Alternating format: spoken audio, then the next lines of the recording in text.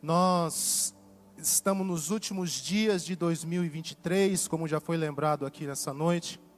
Eu não sei como é que foi o seu ano. A propósito, como é que foi seu ano, hein, irmão? Deu tudo certo? Não? Mais ou menos. Normalmente, nessa época do ano, a gente costuma fazer muitos planos, para o ano seguinte, para o próximo ciclo. Mas a gente também faz uma avaliação de como foi o ano que se passou. No fim do ano passado, a gente fez muitos planos para o ano seguinte.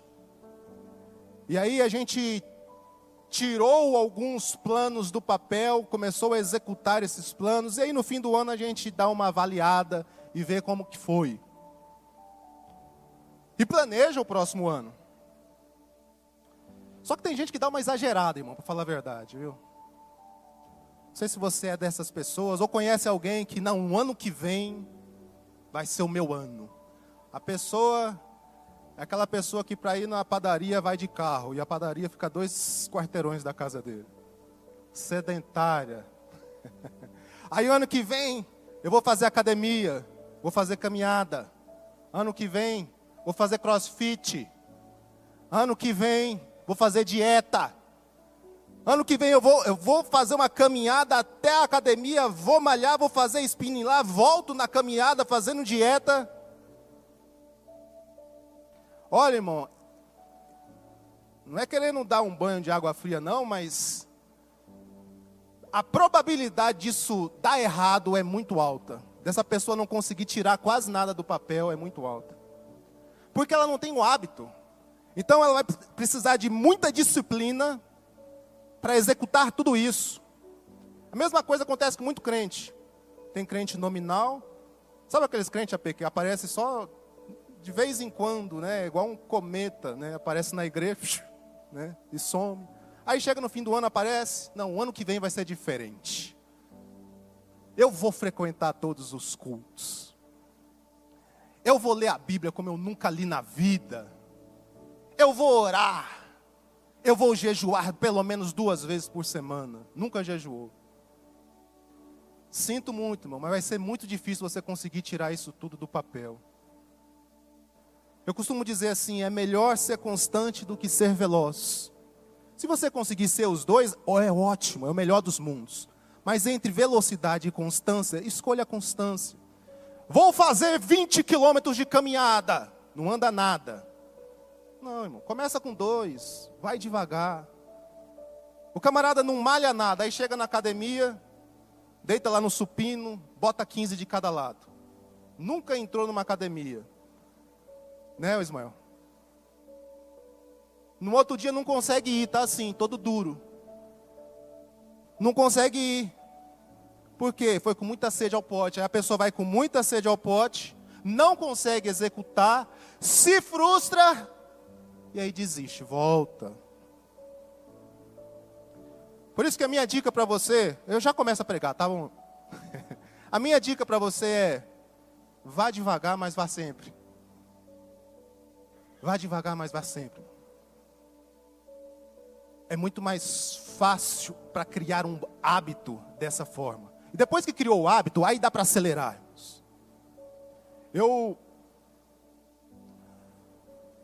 Com os meus 13 anos de idade, a minha família se mudou de igreja. Mudou para uma igreja que era mais perto da nossa casa. Lá em Guarulhos, eu sou de Guarulhos. É uma igreja ultra mega pentecostal, o grupo me abraçou assim, me acolheu. E o bom de grupo, irmãos, é que se o grupo é bom, você se torna uma pessoa boa também. Se o grupo é ruim, já sabe, as más companhias corrompem os bons costumes.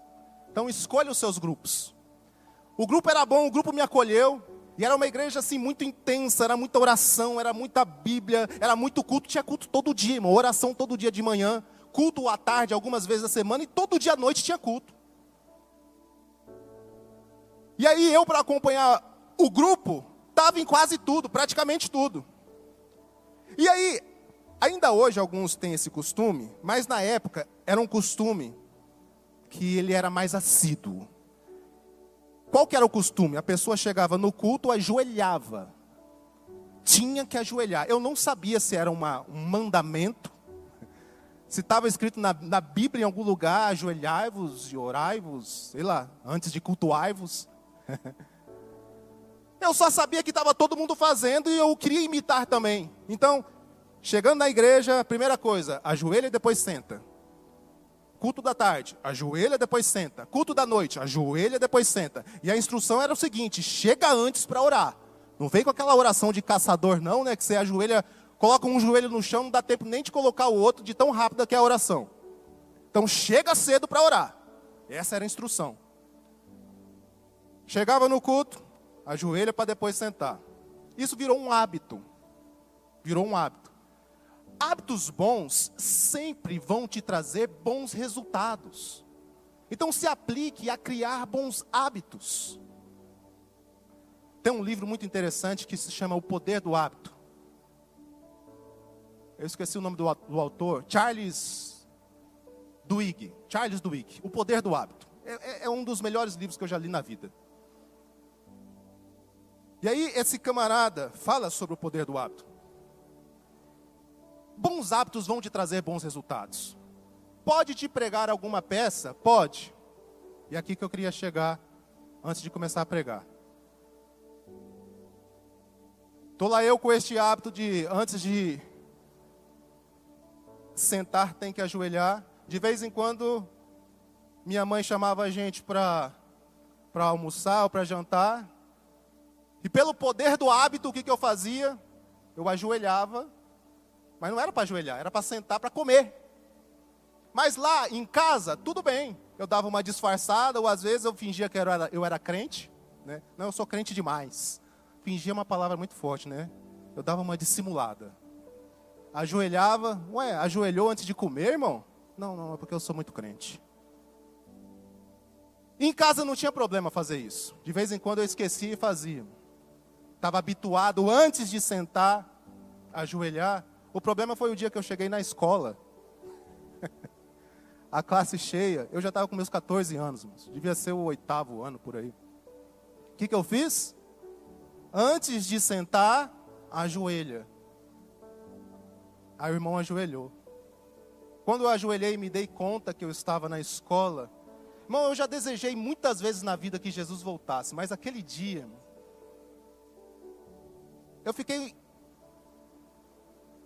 eu orei 10 segundos só, não foi mais do que isso, mas parecia uma eternidade eu pedindo para Jesus voltar. Volta, Jesus, agora! Vocês já sabem que Jesus não voltou, né? Aí levantei, sentei, aqueles risinhos, né? Na época não tinha muito essa história de bullying. Então virou o Bíblia, o pastor, né? Era o meu apelido na escola. Mas vamos parar de conversa fiada, irmãos? Estamos no fim do ano. Quero falar sobre reflexões e refletir um pouco com vocês. Lamentações capítulo 3, versículo 21. É o texto que eu quero usar por base nessa noite. E a Bíblia diz assim: todavia lembro-me também do que me pode dar esperança. Ao meio da revista atualizada diz assim: quero trazer à memória aquilo que me traz esperança.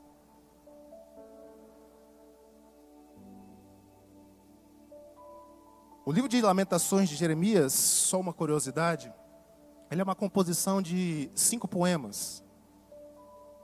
Cada um desses poemas tem 22 estrofes. São poemas acróticos, escritos de acordo com as 22 letras do alfabeto hebraico. O capítulo 3 de Lamentações, ele é assim também. E este versículo ele está ali na 7ª letra do alfabeto hebraico, respeitando esse poema acróstico. E é um texto, irmãos, que ele surge como uma flor num deserto. Porque Jeremias, até o momento, ele está lamentando. Até o versículo 20, ele está chorando. Ele está expressando muita dor. ele está expressando agonia em sua alma, ele está expressando sentimentos turbulentos dentro de si. Quer ver? Vamos ler os versículos 1, 2 e 3 de Lamentações apenas, depois a gente pula para o versículo 19. Eu sou o homem que viu a aflição trazida pela vara da sua ira. É Jeremias falando com quem? Com Deus. E olha a expressão de Jeremias. Versículo 2. Ele me impeliu e me fez andar na escuridão e não na luz. Versículo 3. Sim, ele voltou sua mão contra mim vez após vez o tempo todo. Eu não sei se neste ano, ou se em alguma vez na sua vida você já se sentiu assim com relação a Deus. Deus virou a mão dele contra mim. Ele apagou a luz e me colocou na escuridão. Não é possível. É aquele meme, né? Deus me chamou de soldado e me confundiu com um Rambo. Não é possível que eu esteja passando por tudo isso. Vamos pular para o versículo 19? Lamentações 3,19. Lembro-me da minha aflição e do meu delírio, da minha amargura e do meu pesar. Versículo 20. Lembro-me bem disso tudo, e a minha alma desfalece dentro de mim. Jeremias, ele está se expressando dessa forma. E aí quando a gente chega no versículo 21, é aquela flor no deserto que eu citei agora há pouco. O versículo 21. Todavia, depois de toda essa expressão de dor, ele diz: todavia, lembro-me também do que me pode dar esperança. Ele tem um insight. Ele tem um momento de clareza no meio daquela oração. E aí ele declara: eu quero trazer à memória, eu quero trazer à lembrança aquilo que pode me dar esperança. Irmãos, deixa eu falar uma coisa para vocês. Não existe situação sem esperança. Independente da situação, independente da circunstância, independente do que está acontecendo, eu digo, eu repito, não existe situação sem esperança. O que existe então, ô Washington? O que existe são pessoas sem esperança. Agora, situações sem esperança não. O que é esperança? Esperança é crer que o amanhã pode ser bem melhor e que eu tenho o poder de ajudar a ser assim. Repito, o que é esperança? Esperança é crer que o amanhã pode ser bem melhor e que eu tenho o poder de ajudar a ser assim. Sabe por quê? Porque Deus, ele não vai fazer de forma unilateral. Deus, ele trabalha em parceria comigo, Deus, ele trabalha em parceria com você. Deus é aquele que dá uma palavra e espera que você corresponda com ela. Que ele dá uma direção e espera que você vá naquela direção. Deus é aquele que diz: Samuel, Samuel. Samuel se levanta: ô Eli, você me chamou? Não, não te chamei não, vai deitar. Aí Deus de novo: Samuel, Samuel. Deus viu o que Samuel estava ouvindo. Por que Deus não continuou falando? Porque Samuel precisava corresponder com Deus.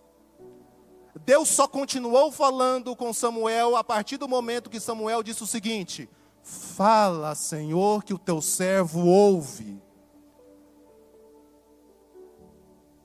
Deus não vai fazer nada sem pegar na sua mão e caminhar junto contigo. Não porque Ele não pode, mas porque Ele escolheu fazer assim.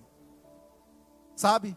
É Moisés orando desesperado: ai, o exército está aqui atrás, o exército do faraó, tem o mar na frente. E aí Deus diz: Moisés, por que clamas a mim, Moisés? Estende a tua mão, faça alguma coisa, porque eu já disse o que eu iria fazer. Agora é a sua vez. Agora é a sua parte. Então, esperança é crer que amanhã vai ser bem melhor. Você precisa ajudar a ser assim. Nós vemos aqui, nós ouvimos palavra, nós ouvimos ministração.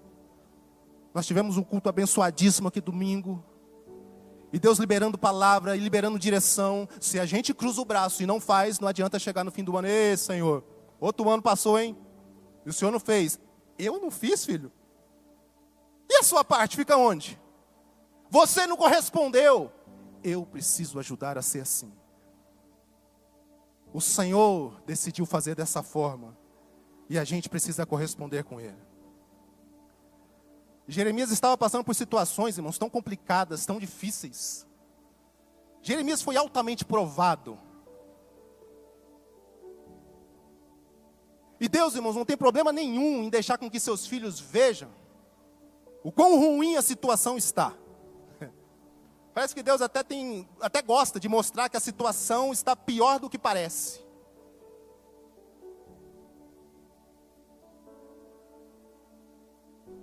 O problema é que muitos baseiam a sua fé naquilo que eles estão vendo. E não naquilo que Deus disse. Então, Deus não tem problemas em deixar que seus filhos vejam quão ruim está a situação, desde que eles não baseiem a sua fé naquilo que eles estão vendo. O médico desenganou, filho. Fiquei desempregado, filho, calma. Os ossos estão muito secos, calma. Lembra dessa passagem, Ezequiel 37? Ezequiel 37 é interessante, irmãos, porque o versículo 1 diz que, Ezequiel falando, né? O Senhor me pegou pelo Espírito, me levou a um vale de ossos secos. Ezequiel já tinha visto, irmãos, por cima assim, os ossos estão secos. Aqui teve vida, já não tem mais, aqui só a morte. Já dava para entender. Só que o que Deus faz? No versículo 2... A Bíblia diz que Deus leva Ezequiel para lá e para cá. E a conclusão de Ezequiel é: haviam muitos ossos e estavam sequíssimos. Deus fazendo questão de que o profeta visse que a situação não estava apenas ruim, ela estava terrível.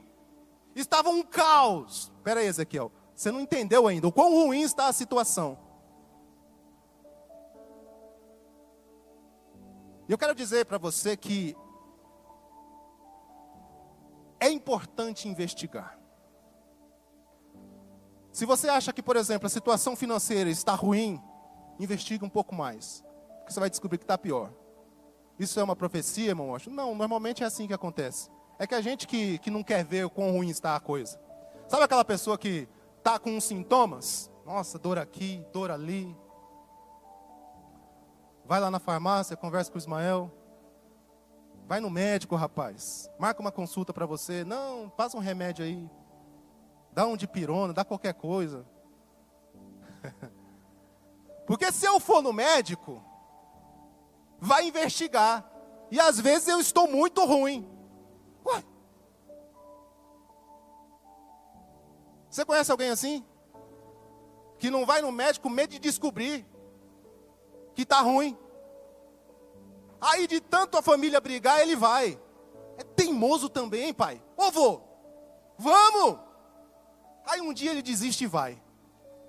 Aí faz o exame, aí o colesterol, aí não sei o que, está alterado. Aí o triglicérides. Eu falei que eu não queria ir.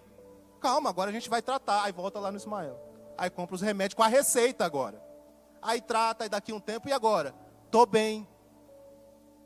Investigou, viu que a situação estava pior do que parecia, tratou e agora segue a vida. Deus não tem problema nenhum em deixar seus filhos verem o quão ruim a situação está, desde que eles não baseiem a sua fé naquilo. A nossa fé precisa estar baseada no que Ele diz, não naquilo que a gente vê. E está lá Jeremias lamentando e lamentando e lamentando, e de repente surge essa rosa, essa pérola. Mas eu quero trazer a lembrança, mas eu quero trazer à memória aquilo que me traz esperança. Eu li um livro uma vez, chama Corra com os Cavalos, de Eugene Peterson. É um livro que fala sobre Jeremias. Depois desse livro, eu comecei a gostar um pouco mais de Jeremias. Talvez um dos meus personagens favoritos da Bíblia Sagrada, depois dessa leitura. Por entender melhor Jeremias. Jeremias foi um homem muito sofrido, como eu já disse aqui. E esse título, Corra com os Cavalos, ele é extraído do capítulo 12 de Jeremias. Porque o que Jeremias faz? Jeremias costuma questionar Deus. Jeremias parece muito com a gente. Pelo menos comigo. Deus, mas por quê? Porque cargas d'água isso aconteceu. Tem muita coisa que eu tenho anotado lá, eu estou esperando resposta. Por que isso? Mas você não pode tratar Deus assim, eu sei, irmão. Mas a gente vacila. E às vezes a gente está lá questionando, Senhor, eu não entendi. Qual que foi o objetivo? Qual que foi o propósito? E está lá Jeremias, no capítulo 12, nos primeiros versículos, ele está dizendo assim, Senhor, eu sei que Tu és justo, mas cadê a justiça? Porque eu estou vendo o ímpio prosperar. Porque eu estou vendo o ímpio frutificar. E aí ele começa a se comparar. A situação dele com a situação do ímpio. Parece que o ímpio está melhor do que eu. Eu que sou servo, eu que sou obediente, parece que o ímpio está melhor do que eu. Aí vem a resposta de Deus. Jeremias 12, versículo 5. Olha o que o profeta tem que ouvir. Se você correu com homens e eles o cansaram, como poderá competir com os cavalos? Jeremias está lamentando, irmão. Está chorando as pitangas para Deus, e está certo, vai chorar com Deus mesmo. E aí olha o que Deus disse, viu? Se você correu a pé com homens e eles te cansaram, como é que você vai competir com cavalos? Olha a expectativa do céu, irmãos, com relação ao profeta. Olha a expectativa de Deus com relação a mim e com relação a você. As nossas habilidades, as nossas competências nos levam até um lugar. O que eu consigo no máximo é correr com os homens. E aí Deus está dizendo, mas eu não quero que você corra com os homens, eu quero que você compita com os cavalos. Olha a analogia de Deus e olha a expectativa. Deus tem expectativa sobre você. Você imaginou ir até certo lugar, Deus quer te levar muito além disso.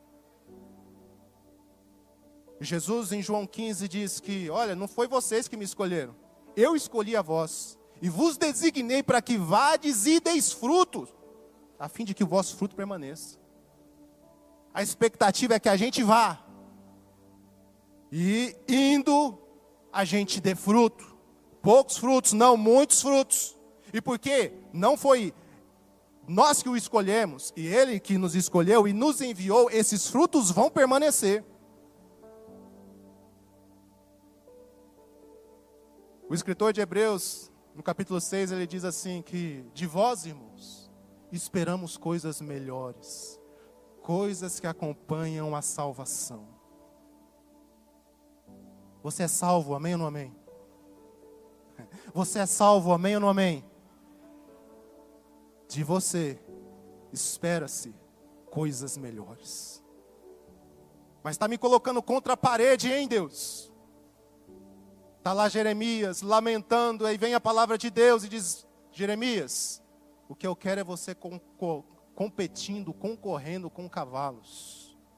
Ou seja, eu quero você mais acelerado. Eu quero você indo mais além. Essa expectativa que Jeremias tinha sobre ele. Ele foi desafiado a ir além. Uma coisa é a tal da auto-performance. Outra coisa é a tal da alta performance. Acredito que você já tenha ouvido falar sobre isso. Uma coisa é o Washington competindo, concorrendo com o Washington mesmo. Isso é auto-performance. É alto desempenho. Sou eu olhando para eu mesmo. Como contrabaixista, por exemplo. Em janeiro eu estava tocando de uma forma. Agora em dezembro, melhorei. Então, em termos de auto-performance, a comparação de Washington com Washington mesmo, não estou da mesma forma, do mesmo modo. Eu melhorei. Pensa num nadador. O nadador está todo dia treinando e todo dia ele está vendo que ele está melhor. Ele está batendo recorde após recorde, recorde após recorde. Então, alto performance, ele está melhor do que ele mesmo. Aí, esse mesmo nadador vai para um campeonato. E aí ele fica em último. Mas o que aconteceu? Estava batendo recorde atrás de recorde. Alto performance, alto desempenho, sim. Mas quando foi para alta performance, quando foi concorrer com outros pares, você percebeu que os outros são melhores do que você. Por isso que você, nadador, ficou em último. Então precisa acelerar, precisa treinar mais, precisa ir além, se você quiser acompanhar aqueles ali. Eu lembro que em 2016, me deram uma classe de adultos e falaram assim, ó, você vai dar aula para esses adultos. Escola Bíblica Dominical. Qual que é o assunto? Escatologia. Eu tinha acabado de terminar a faculdade de teologia. Mas não tinham falado muito de escatologia na faculdade. E aí, eu mergulhei. E aí fui ler, e aí fui estudar. Eu sei que foi 1 ano e meio, 2016 e metade de 2017, todos os domingos de manhã falando sobre escatologia. Quando terminou, e sempre assunto novo.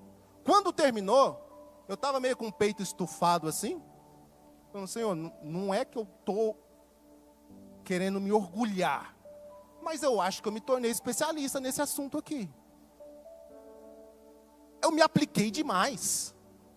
E além de aprender porque eu estava estudando, eu aprendi mais ainda porque eu estava ensinando. Aí fui participar de uma conferência de escatologia. Aí aqueles homens começaram a falar e eu fui murchando, o peito estufado começou. Eu falei, meu Deus, eu não sei é nada. Esses homens aí são os homens que escreveram os livros que eu estudei. Eu fiquei 1 ano e meio lá, estou especialista. Esses homens estão há décadas estudando e falando sobre esse assunto. Em termos de alta performance, depois de 1 ano e meio eu estava legal. Mas em alta performance, irmão.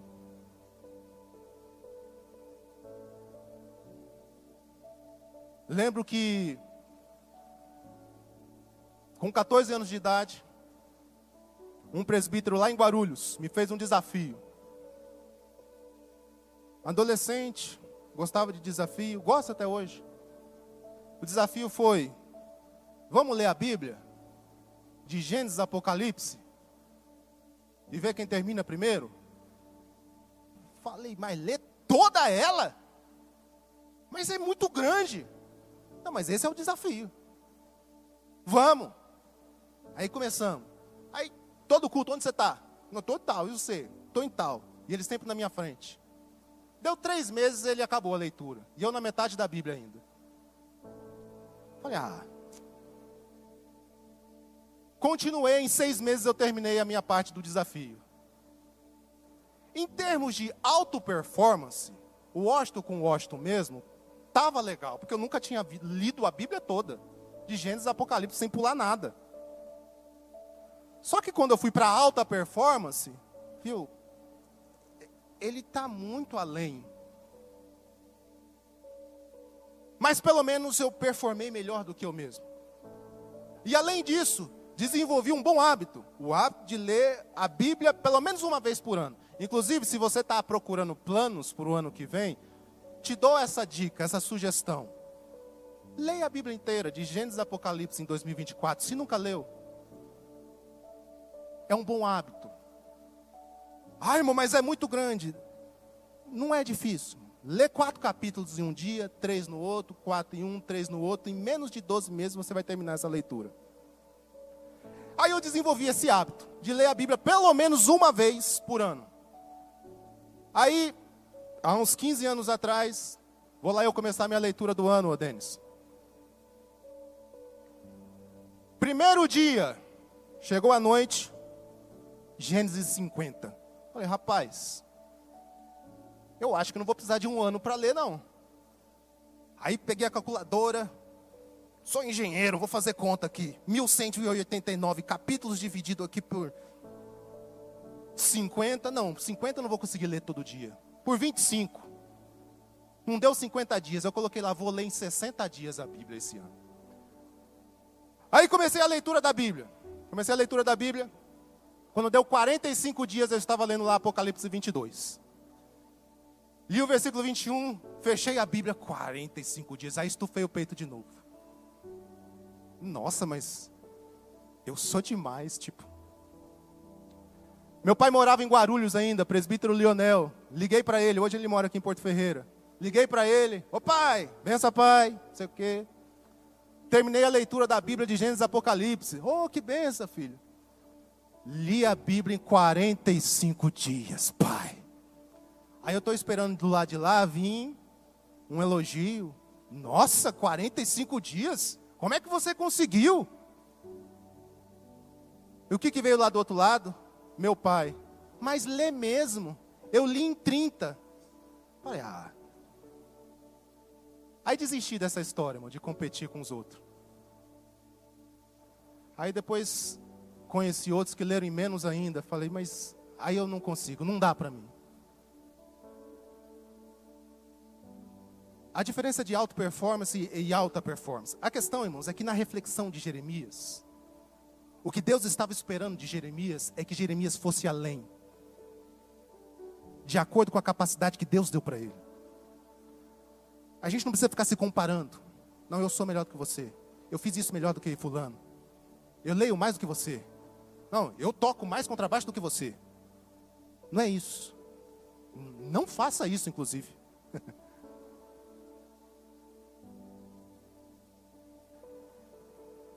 Deus te capacitou. Deus lhe entregou ferramentas espirituais. E há essa expectativa do céu sobre você. E por essas ferramentas que foram entregues em suas mãos, você será cobrado. Porque Deus esperava que Jeremias não se cansasse ao correr com os homens e partisse para o próximo nível, para o próximo patamar. Viu, ô Jeremias? Você precisa estar concorrendo, competindo com os cavalos. Vamos acelerar isso aí, filhão. Porque Deus o tinha capacitado para aquilo.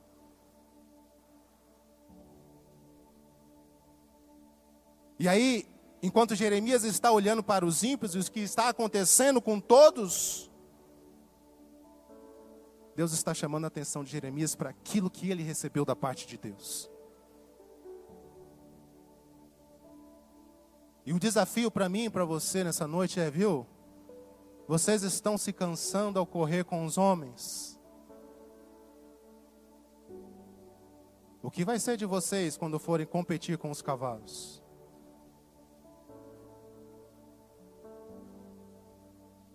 O que Deus, a expectativa de Deus é nos puxar para cima. É nos fazer ir além. É dar frutos de modo que esses frutos permaneçam. É colaborar, é contribuir com o reino, de acordo com a vontade dele para mim e para você. E a gente acaba se perdendo demais com as coisas da vida, ou com o que está acontecendo ou deixando de acontecer, enquanto Deus está esperando que a gente dê fruto e que esses frutos permaneçam. Nesta reflexão de Jeremias, Jeremias faz essa bela declaração: quero trazer à memória aquilo que me traz esperança. Daí vem aquele famoso texto de Lamentações, capítulo 3, versículo 22. Que as misericórdias do Senhor são as causas de não sermos consumidos. Porque elas não têm fim. E aí ele começa a declarar quem é Deus. Ele começa a declarar da bondade de Deus, do favor de Deus. Jeremias que estava lamentando, Jeremias que estava com uma briga interna.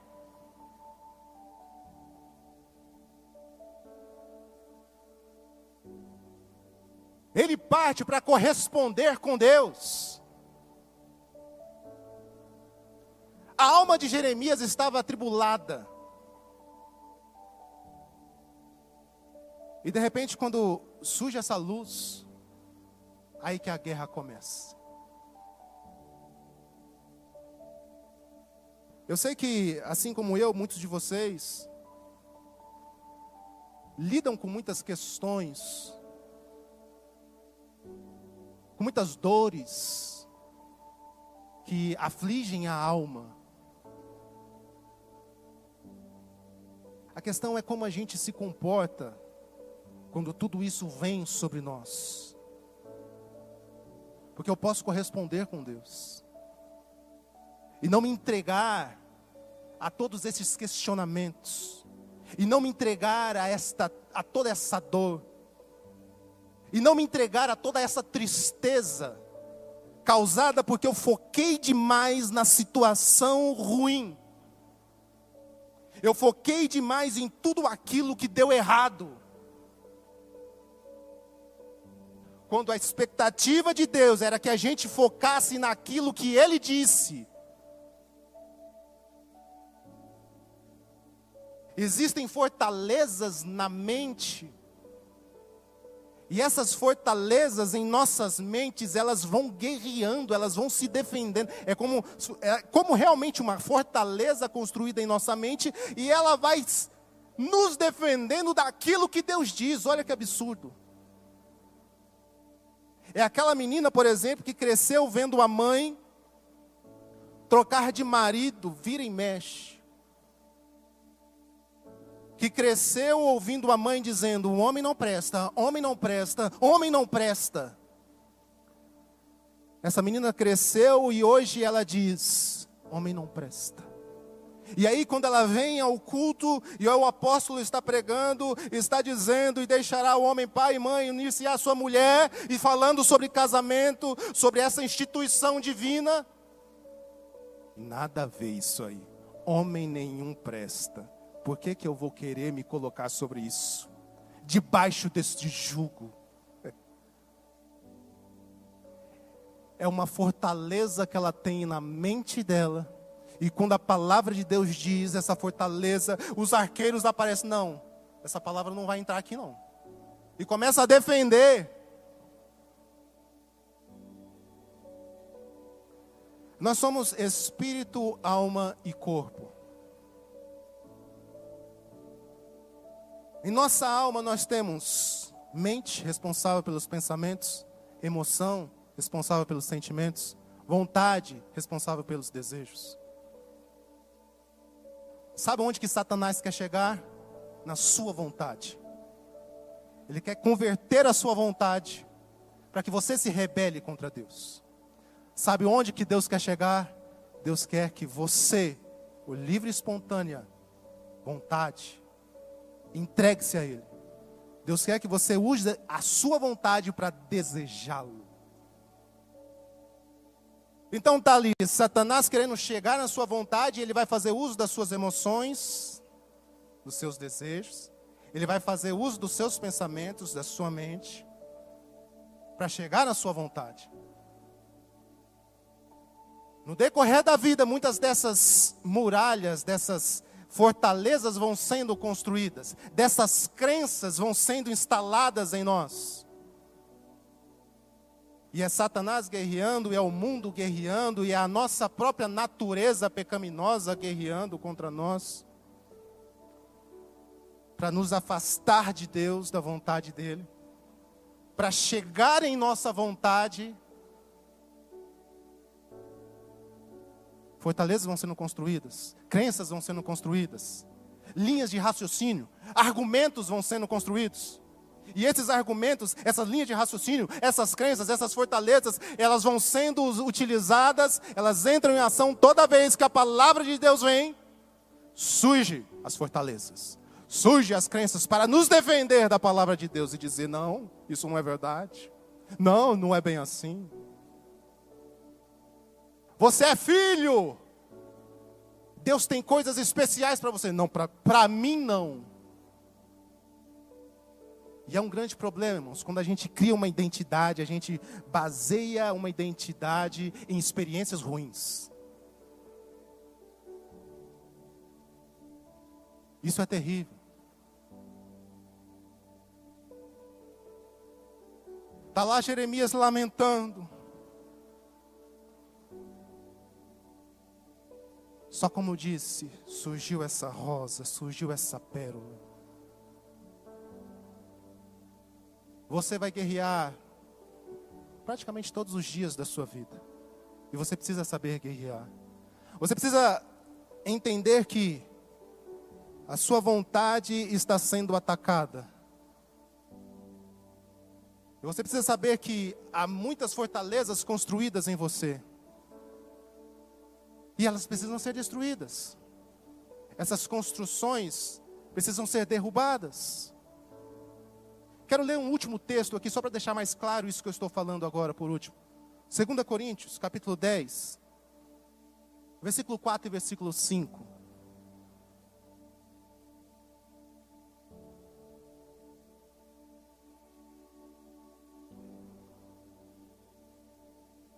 Olha o que Paulo diz. As armas com as quais lutamos não são humanas. Ao contrário, são poderosas em Deus para destruir fortalezas. Estas armas, elas são poderosas em Deus para destruir fortalezas. Aí o versículo 5. Destruímos argumentos e toda a pretensão que se levanta contra o conhecimento de Deus e levamos cativo todo o pensamento para torná-lo obediente a Cristo.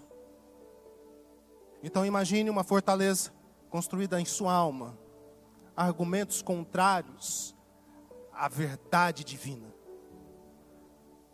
O que Paulo está ensinando? Nós vamos destruir essas fortalezas construídas em nós, com as armas espirituais que recebemos.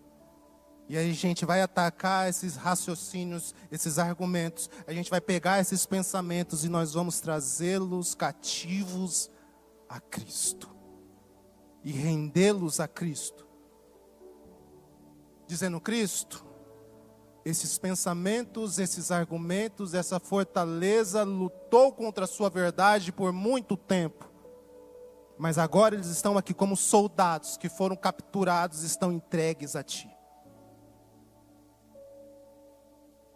Se eu tenho esse entendimento, eu vou partir para a minha vida, para a luta, entendendo que a minha alma vai ser atacada, a minha mente vai ser atacada, as minhas emoções vão ser atacadas. O objetivo é alcançar a minha vontade.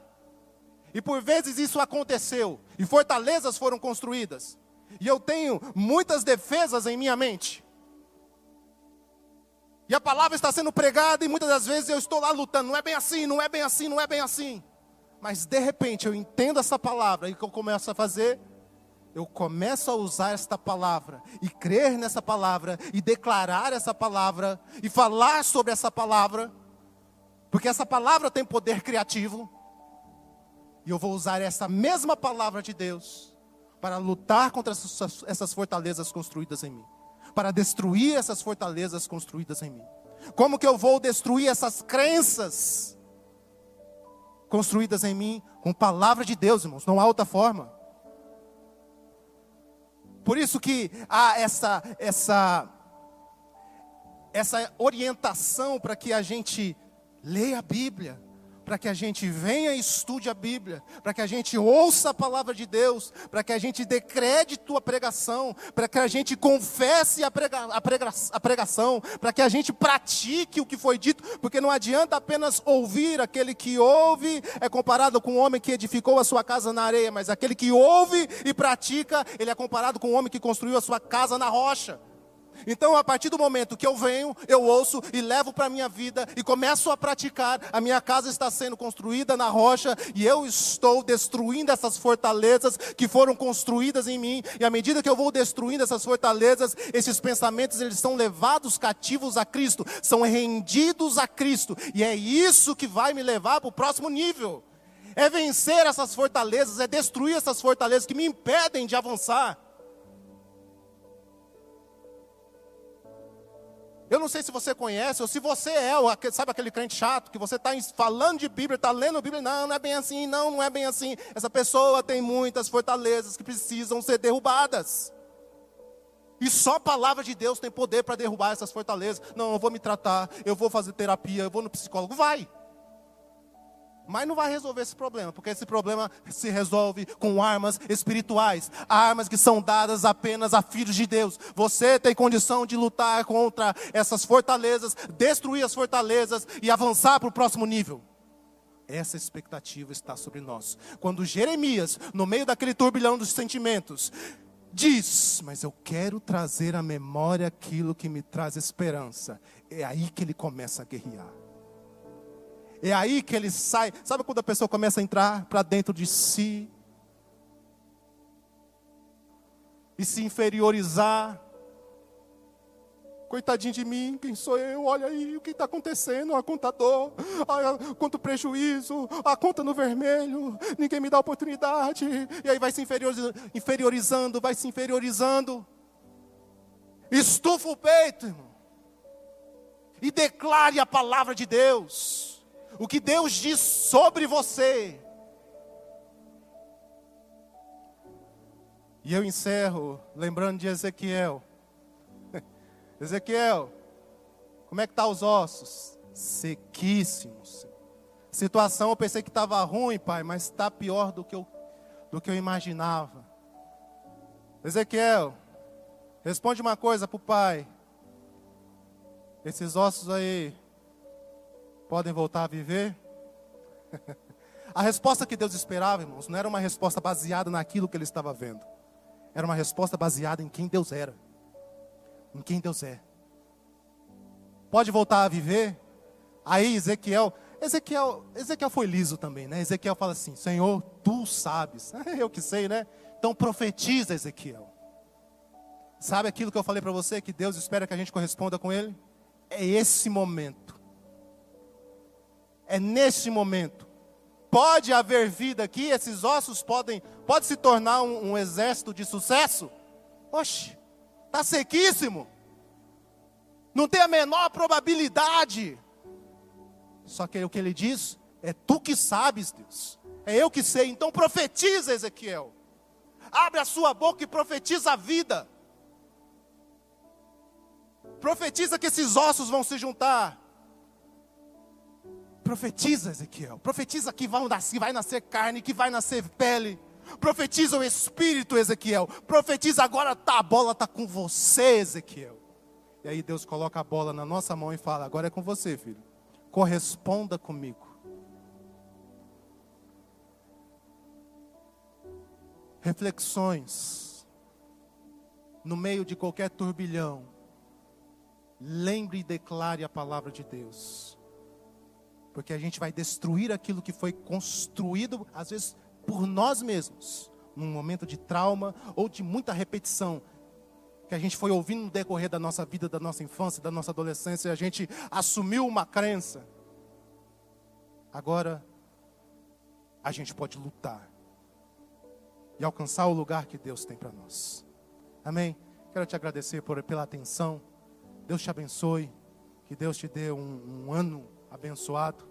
Obrigado, apóstolo. Se você puder e quiser, dê uma linda salva de palmas para o Senhor Jesus. Amém? Aleluia. Glória a Deus.